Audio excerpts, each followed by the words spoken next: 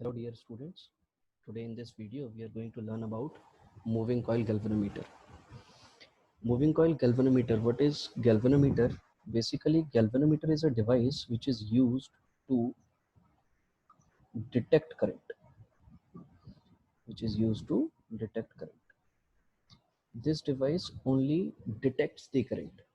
Sir, ammeter also detects the current, voltmeter also detects the current. Both ammeter and voltmeter are made from this device only. Ammeter and voltmeter ammeter and voltmeter are made with the help of with some are made with some modifications in the galvanometer. So now we learn that what is the principle, on which principle the galvanometer works, and how does it looks like how it is being constructed, and what is the working principle of it. So first point is, what is the principle of galvanometer? Principle of moving galvanometer is, when a current carrying coil is placed in a magnetic field, it experiences a torque which tends to rotate the coil and produces a angular deflection. As we have seen in video number 44, that we were having two poles, and in that poles we have placed a coil, and we have seen that when a current is passed through this coil, the coil rotates, and if the coil rotates, it will produce a angular deflection. So from here we got the expression as tau is equal to IAB sine phi. This was the expression which we got in the derivation which we had already studied in video number 44. So this is the structure of moving coil galvanometer. This is basically the internal structure of the moving coil galvanometer, and this structure is being closed in a black color boxes, plastic boxes. So let's see how the galvanometer is being constructed. So here we are having a construction of moving coil galvanometer. It consists of a rectangular coil. Here we have a rectangular coil. This is a rectangular coil which we have. Basically, this is cylindrical in shape. On that cylinder, what we are doing is, we are doing a copper winding on the light soft iron cylinder frame. मतलब हमारे पास एक iron cylinder का frame है, और इस frame के ऊपर हम क्या कर रहे हैं, इस फ्रेम के ऊपर हम लोग कॉपर की वाइंडिंग कर रहे हैं इस तरीके से। तो कॉपर की वाइंडिंग कर दी हमने। कॉपर की वाइंडिंग करने के बाद what we have, here we are having axle of this frame are pivoted between two jewelled bearing. मतलब इसका जो भी एक्सेल है, इस एक्सेल को हमने ज्वेल बियरिंग से हमने क्या कर दिया है, इसको पाइवट कर दिया, मतलब बांध दिया है। ये देखो ऊपर और ये नीचे हम लोगों ने इसको क्या किया हुआ है, बांधा हुआ है, इस फ्रेम को पकड़कर लटका दिया है। The motion of the coil, इस कॉइल का जो मोशन है, the motion of the coil is controlled by a hair spring. This is a hair spring which is made up of phosphor bronze. Very important, it is made up of phosphor bronze. The inner end of the spring is shouldered to the two ends of the coil. जो भी दो ends हैं, उन ends से हमने इसको shoulder कर दिया गया है. The outer end are connected by the binding screw. ये हम लोगों ने binding screw से इसको connect कर दिया. This spring will provide a restoring torque. Obviously जब यहाँ पर हम current flow कराएंगे तो it will start rotating, ये घूमना शुरू करेगा, तो यहाँ पर क्या मिलेगी आपको, restoring torque मिलेगी. And this restoring torque is provided by the spring. Here we have a light aluminum pointer. यहीं पर हमारे पास एक light aluminum pointer रहता है, and this aluminum pointer is attached to the coil. It is attached to the coil which measures the deflection on the suitable scale. जो भी हमारा suitable scale होगा, उस scale के ऊपर ये क्या measure करेगा, deflection measure करेगा. The coil is symmetrically placed. इस coil को हमने कैसे place किया है, बिल्कुल symmetrically place किया है between the two permanent horseshoe magnet. ये दोनों जो magnets हैं, these are horseshoe magnet. और सबसे important बात ये कि यहाँ पर ये जो भी हमारी horseshoe magnet है, ये concave shape की होगी. कैसी shape होगी, concave shape. ये हमें बिल्कुल साइड व्यू दिखाई दे रहा है, इसलिए हमें ये कॉनकेव शेप नहीं दिखाई दे रही है यहाँ पे। This makes the magnetic field lines जो भी यहाँ से निकलेंगी, वो मैग्नेटिक फील्ड लाइन सारी की सारी पॉइंट कर रही होंगी towards the radii of the circle, जिसकी वजह से हमें कैसी फील्ड मिल रही होगी, रेडियल फील्ड मिल रही होगी। मतलब हमेशा हमें जो मैग्नेटिक फील्ड मिल रही होगी, वो मैग्नेटिक फील्ड हमेशा हमें 90 डिग्री के एंगल पर मिल रही होगी। तो सिंपल सी बात ये कि हमने यहाँ पर क्या किया है, हमने एक सॉफ्ट आयरन कोर का एक सिलिंड्रिकल बॉक्स लिया है, उसके ऊपर हमने कॉपर की वाइंडिंग करा दी है। इसको अटैच करने के लिए हमने ज्वेल बियरिंग का यूज़ किया है, ताकि इसको हम हैंग कर सकें। यहाँ पे एक स्प्रिंग कनेक्ट कर रखी है, जो स्प्रिंग हमें क्या प्रोवाइड करेगी, रिस्टोरिंग टॉर्क प्रोवाइड करेगी। हॉर्सशू मैग्नेट है, जिसकी जो कि कॉन्केव होगी शेप में, जिसको हमने लटका रखा है। एक एल्यूमिनियम पॉइंटर होगा, जो हमारे डिफ्लेक्शन को क्या करेगा, मेजर करेगा ऑन अ सूटेबल स्केल। और जो भी हमारी मैग्नेटिक फील्ड लाइंस है, वो मैग्नेटिक फील्ड लाइंस हमेशा किसकी तरफ पॉइंट कर रही होंगी, रेडियाई ऑफ अ सर्कल की तरफ पॉइंट कर रही होंगी, जिसको अपन क्या बोलेंगे, रेडियल फील्ड बोलेंगे। तो बेटा इसका ये जो व्यू है, this view is the top view, ये सॉरी साइड व्यू। ये हमें कैसा व्यू दिखाई दे रहा है, साइड व्यू दिखाई दे रहा है। और we can say it as front view दिखाई दे रहा है। हमें फ्रंट से कैसा दिखाई देगा, कुछ इस तरीके से दिखाई देगा। लेकिन अगर हम इसका टॉप व्यू देखेंगे, ऊपर से देखेंगे, तो ये हमें कैसा दिखाई देगा, ऊपर से देखने पर ये हमें कुछ इस तरीके का दिखाई देगा। ये हमारी एक कॉन्केव शेप होगी। भाई ऑब्वियसली बात है, जो भी आपकी सिलेंडर सॉफ्ट आयरन कोर थी, that was of circular cylindrical था, तो ये ऊपर से आपको कैसा दिखाई देगा, सर्कुलर दिखाई देगा। जो भी आपकी मैग्नेटिक फील्ड लग रही है, वो मैग्नेटिक फील्ड हमेशा आपकी कैसी निकलती हुई आएगी, रेडियल मैग्नेटिक फील्ड होगी। और रेडियल मैग्नेटिक फील्ड की वजह से आपको जो फाई मिलेगा, वो फाई हमेशा 90 डिग्री मिलेगा। यहाँ पर कितना डिग्री मिलेगा, 90 डिग्री। तो this is the construction of moving coil galvanometer. Now we are having working of moving coil galvanometer. For working, we had already seen such kind of diagram and such kind of derivation in video number 44. Here we are discussing the same thing over here. Like if I'll find the force acting on this side, that is uh, A, B, C, D. On AB, the force will be inward. और वो कितनी लग रही होगी, आई L B लग रही होगी, ये आपको पहले ही पता है। यहाँ पर भी आई एल बी लग रही होगी। ऊपर की डायरेक्शन में जो भी फोर्स लगेगी और नीचे की डायरेक्शन में जो भी फोर्स लगेगी, ये दोनों फोर्सेस एक दूसरे से कैंसिल आउट हो जाती हैं। तो both forces are acting on different line of action. तो हम यहाँ पर टॉर्क निकाल लिया करते हैं। And torque is equal to क्या हुआ करता था हमारा, either force into perpendicular distance हुआ करता था। तो अगर हम ईदर फोर्स की बात करें, तो either force was I L B and perpendicular distance was b sin phi. So tau is equal to ILB b sin phi. So tau can also be written as IAB sin phi. So this is the formula of torque acting on this rectangular winding. This derivation we had already seen in video number 44. Just go through that video. You'll find the full derivation in that video. So as the magnetic field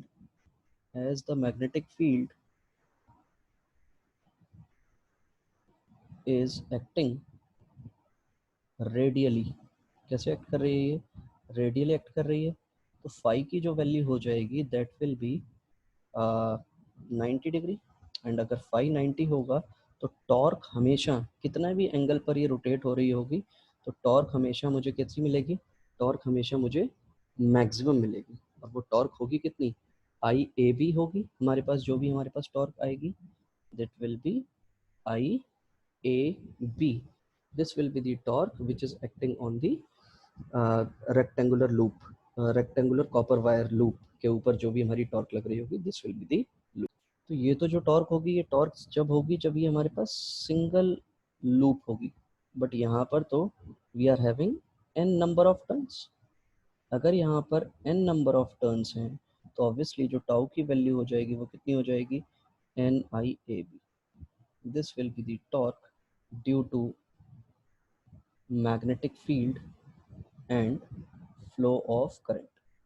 इसकी वजह से जो torque मिल रही है, वो torque कितनी मिल रही है। अब इसी टॉर्क की अगर हम बात करें, तो this torque is being controlled by the spring which is placed over here. तो स्प्रिंग की वजह से जो हमें टॉर्क मिलेगी वो टॉर्क कितनी मिलेगी, सपोज हमें जो स्प्रिंग की वजह से टॉर्क मिलेगी वो टॉर्क हमने मान ली कि वो टॉर्क हमें के अल्फा मिल रही है। तो जो भी हमारी टॉर्क जो स्प्रिंग रोटेट हो रही है वो सपोज अल्फा एंगल से रोटेट हो रही है, एंड के इज द स्प्रिंग कांस्टेंट। के क्या है अपना, स्प्रिंग कांस्टेंट है यहाँ पर। और के अगर हमारा स्प्रिंग कांस्टेंट है तो टाउ की वैल्यू क्या हो गई, के अल्फा, एंड दिस के alpha must be balanced by this torque. जो टॉर्क ये प्रोवाइड कर रही है वही टॉर्क किससे बैलेंस होगी, हमारी स्प्रिंग से बैलेंस होगी। तो जब ये हमारी स्प्रिंग से बैलेंस होगी तो उस केस में हमें देखो कुछ रिजल्ट मिलेगा, and that will be torque bye magnetic field must be equal to restoring torque by spring. So what is the torque by magnetic field? Torque by magnetic field is NIAB, and this must be equal to K alpha लिख सकते हैं हम लोग इसको। तो simple सी बात ये कि हमें यहाँ पर क्या मिला, हमें यहाँ पर K अल्फा मिल गया। और जैसे ही हमें यहाँ पर K अल्फा मिला तो हमने क्या काम किया, हमने यहाँ से I निकालने की कोशिश की। तो I हमें क्या मिल गया, K upon NAB into alpha. यहाँ पर ये जो K है this is called torque constant, हम बोल सकते हैं इसको, क्या बोल सकते हैं हम लोग इसको, टॉर्क कांस्टेंट भी बोल सकते हैं या स्प्रिंग कांस्टेंट भी बोल सकते हैं। This is spring constant. और ये किसके ऊपर डिपेंड करता है, depends on the dimensions and material of the spring. तो ये कैसी क्वांटिटी है, ये एक कांस्टेंट क्वांटिटी है। जैसे F इज इक्वल टू हम लोगों ने कभी पढ़ा था, के एक्स पढ़ा था। तो यहाँ पर ये फोर्स की बात हुआ करती थी स्प्रिंग के केस में। तो अगर टॉर्क की बात होगी तो ऑब्वियस सी बात है F की जगह पर टाउ आ जाएगा, ये के का के ही रहेगा। यहाँ पर ये एक्स हमारा लीनियर डिस्प्लेसमेंट होता था, तो यहाँ पर ये कैसा डिस्प्लेसमेंट आ जाएगा, एंगुलर डिस्प्लेसमेंट आ जाएगा। तो एंगुलर डिस्प्लेसमेंट को हम किससे रिप्रेजेंट कर रहे हैं, यहाँ पर अल्फा से रिप्रेजेंट कर रहे हैं। तो यहाँ पर के भी हमारा कांस्टेंट हो गया। नंबर ऑफ टर्न्स, एक बार हमने जितने टर्न्स बना दिए होंगे वो फिक्स्ड रहेंगे। Area of your soft iron core, जिसके ऊपर आपने सिलिंड्रिकल जो था उसके ऊपर ही आपने क्या किया है, इसके ऊपर ही आपने वाइंडिंग की है, तो इसका एरिया भी फिक्स्ड रहेगा। Magnetic field horse shoe magnet है तो ऑब्वियस सी बात है ये भी फिक्स्ड रहेगा। तो यहाँ पर जो भी मुझे आई मिलेगा that I will be directly proportional to alpha मिलेगा। मतलब जितना ज़्यादा एंगुलर डिस्प्लेसमेंट उतना ज़्यादा करंट, यानी कि the variation of current with angular displacement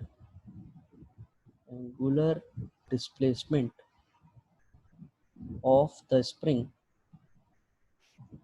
spring will be linear. कैसा मिलेगा आपको, लीनियर मिलेगा। तो यहाँ पर ये जो भी हमारे पास एक कांस्टेंट हमें दिखाई दे रहा है, सारी की सारी टर्म्स हमें यहाँ पर एक कांस्टेंट दिखाई दे रही हैं, ये सारी की सारी चीज़ें कांस्टेंट दिखाई दे रही हैं। तो इस कांस्टेंट को हम एक नाम दे देते हैं जिसको हम बोल देते हैं capital G into alpha. What is this capital G, capital G को हम लोग गैल्वेनोमीटर कांस्टेंट बोलते हैं। क्या बोलते हैं, capital G is galvanometer constant. और इसकी वैल्यू फिक्स्ड रहेगी क्योंकि हमें स्प्रिंग का स्प्रिंग कांस्टेंट भी पता होगा, एरिया भी पता होगा, मैग्नेटिक फील्ड भी पता होगी और नंबर ऑफ टर्न्स भी पता होंगे। इसी जी को एक और नाम दिया जाता है जिसको हम बोलते हैं figure of merit. This is also called as figure of merit. तो सिंपल सी बात ये कि जो भी हमारा गैल्वेनोमीटर है वो गैल्वेनोमीटर की कंस्ट्रक्शन हमें समझ में आ गई, इसका प्रिंसिपल समझ में आ गया, हमें वर्किंग समझ में आ गई। तो वर्किंग से जो भी मैग्नेटिक फील्ड की वजह से जो हमें टॉर्क मिलती है वो टॉर्क हमें I A B sine theta sine alpha मिलती है। और यही अगर नंबर ऑफ टर्न्स हमारे पास बहुत हैं तो ऑब्वियस सी बात है it should be multiplied with N. तो जब हमने इसको एन से मल्टीप्लाई किया तो हमें टॉर्क पता चल गई। इस टॉर्क को कौन रिस्टोर कर रहा होगा, इस टॉर्क को स्प्रिंग रिस्टोर करेगी क्योंकि जो भी रोटेशन होगा वो उसको रोकने की कोशिश करेगी। ये सिंपल सी बात, you must have seen the toys जिसमें चाबी भरी जाती है, स्प्रिंग को टाइट किया जाता है, एक चाबी होती है उस चाबी को, और जितनी ज़्यादा उसमें चाबी आप भर देते हैं वो कार उतनी ही ज़्यादा दूर जाती है। इन द सेम वे जैसे जैसे स्प्रिंग रोटेट, जैसे जैसे ये कॉइल रोटेट होगी, कॉइल के रोटेशन की वजह से स्प्रिंग में ट्विस्ट आएगा, उसी ट्विस्ट को हम बोलते हैं रीस्टोरिंग टॉर्क। और उस रीस्टोरिंग टॉर्क का आपके पास जो फॉर्मूला होता है वो फॉर्मूला होता है tau is equal to minus K alpha. ये नेगेटिव साइन सिर्फ ये रिप्रेजेंट कर रहा है कि ये जो भी टॉर्क लग रही है उसके ऑपोजिट लगेगी। तो पहले कितनी टॉर्क लग रही है, इतनी टॉर्क, तो ट्विस्ट भी तो इतना ही आएगा। तो उन दोनों को हमने क्या कर दिया, बैलेंस कर दिया, और बैलेंस करके हमें क्या पता चला कि जो भी हमारा करंट होगा वो करंट हमारा एंगुलर डिफ्लेक्शन के डायरेक्टली प्रोपोर्शनल होगा। इसीलिए यहाँ पर हमें लीनियर स्केल में ही रीडिंग मिल जाती है। तो due to this, due to current directly proportional to alpha, we have a linear scale. And what do linear scale for measurement of current? What do we mean by linear scale? कि अगर मान लीजिए ये यहाँ पर मेरे पास एक scale बना हुआ है, और इस स्केल में सपोज 10 पॉइंट हैं, 1 2 3 4 5 6 7 8 9 10 पॉइंट्स है। तो अगर मान लीजिए किसी ने बोला कि जब 2 डिवीजन पर पहुंच गए, तो 2 डिवीजन का मतलब हमने यहाँ पर मान लिया 2 डिविजन्स मीन्स 1 एम्पियर करंट। तो सीधा सीधा अगर 4 डिविजन्स आ रहे होंगे तो 4 डिविजन्स का मतलब आप सीधे सीधे क्या बोल पाएंगे, 2 एम्पियर करंट। 10 डिविजन्स आ रहे होंगे तो इसका मतलब क्या हो गया, 5 एम्पियर करंट। तो इसका मतलब हुआ कि यहाँ पर जितने ज़्यादा डिविजन्स पर हमारा हमारा जो पॉइंटर होगा वो मूव करेगा, उसके अकॉर्डिंग हमें हमेशा लीनियर वेरिएशन मिलेगा। 2 डिवीजन में 1 एम्पियर, तो 50 डिवीजन में 25 एम्पियर मिलेगा हमें। 100 डिवीजन में हमें कितने एम्पियर मिलेगा, 50 एम्पियर करंट मिलेगा। तो इन चीज़ों को हमें देखना होता है। तो जैसे ही हमें ये सारी की सारी चीज़ें मिली तो हमें पता चल गया कि आई जो है वो हमारा डायरेक्टली प्रोपोर्शनल टू अल्फा है। और एक और इम्पॉर्टेंट बात जो हमें पता चली, दैट इज जी। और जी हमारा किसके बराबर है, जी हमारा है K upon N A B के बराबर है। दिस इज जी। अब इसको हम फिगर ऑफ मेरिट बोलते हैं। तो सिंपल सी बात, आई इज इक्वल टू हम लोगों ने क्या लिखा था, जी अल्फा लिखा था। तो जी इज इक्वल टू क्या हो जाएगा, G is equal to I upon alpha. इसको हम लिख सकते हैं G is equal to I upon alpha लिख सकते हैं। So how we can define this figure of merit? For defining figure of merit,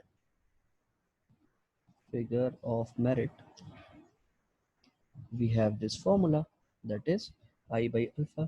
So it can be defined as current produced current produced current current which produces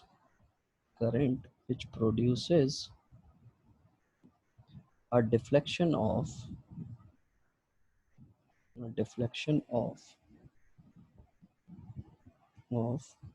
a unit scale division, a unit scale division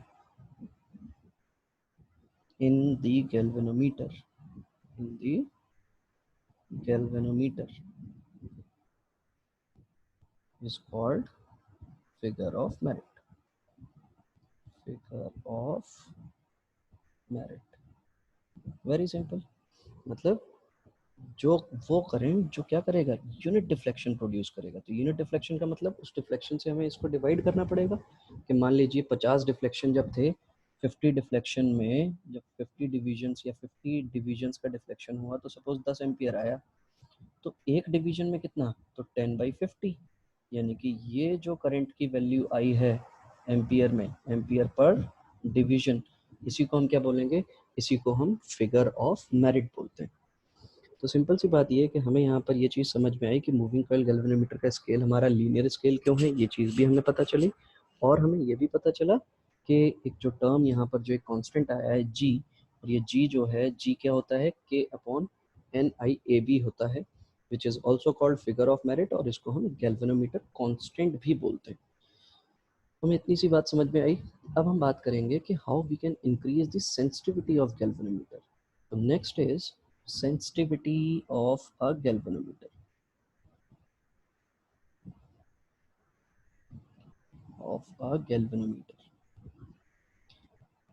Initially only I have told you ammeter is a galvanometer, voltmeter is a galvanometer।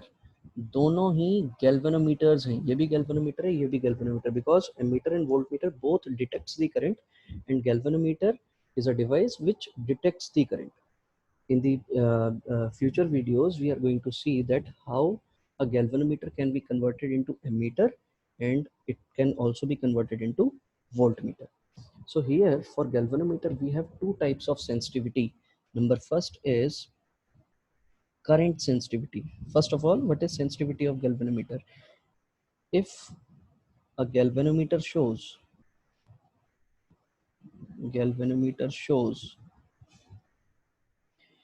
large scale deflection, large scale deflection,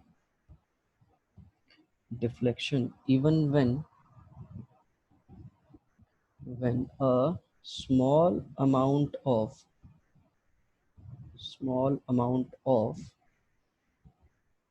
current is passed through it, is passed through it,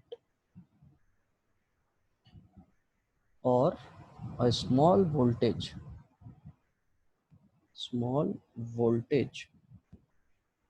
is applied across it. See, we have already seen the sensitivity of potentiometer, and what do we mean by the sensitivity of potentiometer? कि भैया अगर थोड़ा सा भी वहाँ पर change है, किसी भी चीज़ में, जो भी चीज़ को वो मेज़र करता है उसमें अगर थोड़ा सा भी चेंज है, तो वहाँ पर हमें एक लार्ज डिफ्लेक्शन मिलना चाहिए. मतलब अगर करंट मेरा 1 एम्पियर है तो मुझे कुछ डिफ्लेक्शन मिला, अब 1.1 है, अब मुझे वहाँ पर अगर कोई डिफ्लेक्शन ही नहीं मिल रहा, मतलब वो मेरा गैल्वेनोमीटर इतना ज़्यादा सेंसिटिव नहीं है. जैसे हमारी स्किन बहुत सेंसिटिव है कि अगर एक चींटी भी चलती है तो हमें पता चलती है कि हाँ भाई, यहाँ पर एक चींटी मूव कर रही है. तो why? Because our skin is very sensitive. आँख में अगर कभी भी एक तिनका भी चला जाता है तो हमें बहुत आसानी से पता चलता है. In the same way, what is the work of galvanometer? Galvanometer का काम है करंट को डिटेक्ट करना. और करंट कैसे फ्लो करेगा? तो भैया जब आपने बहुत ही स्मॉल अमाउंट का करंट पास कराया तब भी वो गैल्वेनोमीटर क्या दे आपको? लार्ज स्केल डिफ्लेक्शन दे.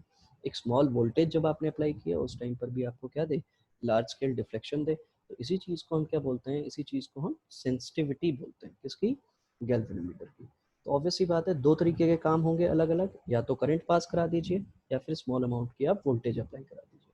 तो here we have two types of sensitivity, and number one is current sensitivity. तो अब करंट सेंसिटिविटी को देखो, बहुत ही आसान है इसको डिफाइन करना. It is defined as deflection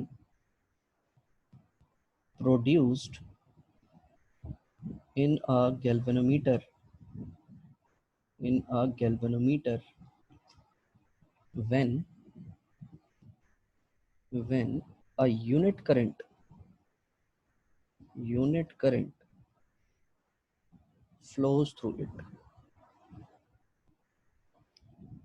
flows through it. तो डिफ्लेक्शन प्रोड्यूस मतलब अल्फा. कब? जब यूनिट करंट आप पास करा दें. तो इसी को हम क्या बोल देते हैं? इसी को हम करंट सेंसिटिविटी बोल देते हैं, और इसको हम रिप्रेजेंट करेंगे आई एस से. तो हमारे पास सीधे सीधे क्या फॉर्मूला आ गया? I S is equal to alpha upon I. और आई अपॉन अल्फा कुछ हुआ करता था, I upon alpha was equal to G. और जी की वैल्यू हमारी किसके बराबर थी? जी वॉज इक्वल टू, देखो, I upon alpha was equal to G. तो सिंपल सी बात, जी इज इक्वल टू हम क्या लिख सकते हैं? K upon N I A B. तो K upon N I A B के बराबर हो जाएगा ये. तो I S is equal to alpha upon I, and alpha upon I must be equal to 1 upon g, and this must be equal to NAB upon K. So this is the formula to determine the current sensitivity of a galvanometer. अब हम एक voltage पास करा दें तो आप खुद ही समझ गए होंगे करंट सेंसिटिविटी क्या है. Deflection produced in a galvanometer when a unit current flows through it. तो वोल्टेज सेंसिटिविटी क्या हो जाएगी? वोल्टेज सेंसिटिविटी जाएगी deflection produced in a galvanometer when a unit voltage is applied across it. तो next is second sensitivity is voltage sensitivity. और voltage sensitivity क्या कहती है? वोल्टेज सेंसिटिविटी कहती है it is defined as the deflection produced in a galvanometer when a unit voltage is applied across it, applied across it. So this must be Vs से represent कर दें, and this will be equal to alpha upon V. और alpha upon V को क्या लिख सकता हूँ मैं, आई आर लिख सकता हूँ बेटा. तो आई अपॉन अल्फा क्या हो जाएगा, 1/g(r) हो जाएगा. और 1/g की वैल्यू क्या हुआ करती थी, 1/g की वैल्यू होगी आपकी NAB upon KR. So these are the formula to identify the voltage sensitivity of galvanometer. अब अगर हम यहाँ पर ध्यान से देखें तो कौन कौन से फैक्टर्स हैं जिन फैक्टर्स के ऊपर सेंसिटिविटी डिपेंड करेगी. Factors on which sensitivity depends. तो भैया मुझे सीधा सीधा समझ में आ रहा है कि किन किन फैक्टर्स के ऊपर डिपेंड करेगी. Number of turns, number first is number of turns के ऊपर डिपेंड करेगी वो सेंसिटिविटी. दिख रहा है ना, ये एन के ऊपर डिपेंड करेगी, number of turns. Second point क्या हो जाएगा अपने पास, एरिया. थर्ड पॉइंट क्या हो जाएगा, मैग्नेटिक फील्ड. फोर्थ पॉइंट क्या हो जाएगा आपका, fourth point will be torsion constant और स्प्रिंग कांस्टेंट के. मतलब एन के ऊपर भी डिपेंड करेगी, ए के ऊपर भी डिपेंड करेगी, बी के ऊपर भी डिपेंड करेगी और के ऊपर भी डिपेंड करेगी. और आप यहाँ पर सीधे सीधे अंदाज़ा लगा सकते हैं कि जितने ज़्यादा नंबर ऑफ टर्न्स हो जाएंगे उतनी ज़्यादा सेंसिटिविटी बढ़ जाएगी, जितना ज़्यादा एरिया बढ़ा देंगे उतनी ज़्यादा सेंसिटिविटी बढ़ जाएगी, जितनी ज़्यादा आप मैग्नेटिक फील्ड बढ़ा देंगे उतनी ज़्यादा सेंसिटिविटी बढ़ जाएगी, जितना कम के होगा उतनी ज़्यादा सेंसिटिविटी होगी. लेकिन हमारे पास फॉर्मूला आया I S is equal to N A B upon K, और वी एस आया हमारे पास N A B upon K R. यही दो फार्मूले आए हमारे पास. अगर ये दो फार्मूले मिले हैं, और भैया सिंपल सी बात है, गैल्वेनोमीटर जो होता है बहुत ही छोटा सा डिवाइस होता है.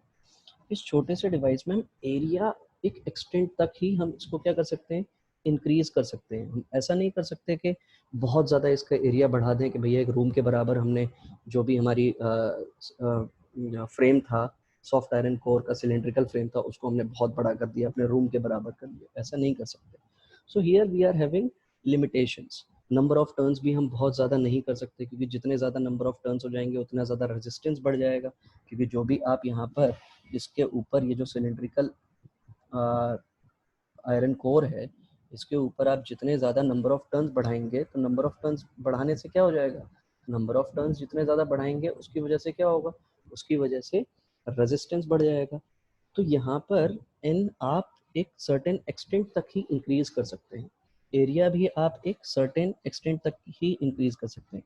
तो अगर आपसे कोई पूछे कि नंबर ऑफ टर्न्स बहुत ज़्यादा एक्सटेंट तक क्यों नहीं इंक्रीज कर सकते, तो the answer is because if we increase the number of turns, then the resistance of the copper wires will keep on increasing, which will not give us a exact reading जो reading हमें चाहिए. तो certain limit तक ही हम increase कर सकते हैं, उससे ज़्यादा हम इंक्रीज नहीं कर सकते. एरिया भी हम बहुत ज़्यादा नहीं बढ़ा सकते हैं क्योंकि हैंडलिंग प्रॉब्लम हो जाएगी. मैग्नेटिक फील्ड बहुत ज़्यादा हाई नहीं रख सकते ताकि हम उसको हैंडल ही ना कर पाएँ. के जो है वो आपका स्प्रिंग कांस्टेंट है, बहुत ज़्यादा कम कर देंगे तो स्प्रिंग बहुत जल्दी ब्रेक हो जाएगी, तो फिर आपके गैल्वेनोमीटर क्या हो जाएगा, ख़राब होने के चांसेस बहुत ज़्यादा होते हैं. तो this was all about your moving coil galvanometer. तो आज के लिए कहानी हमारी इतनी. In the next video we are going to see how we can convert the galvanometer into ammeter and voltmeter. So thank you so much for today.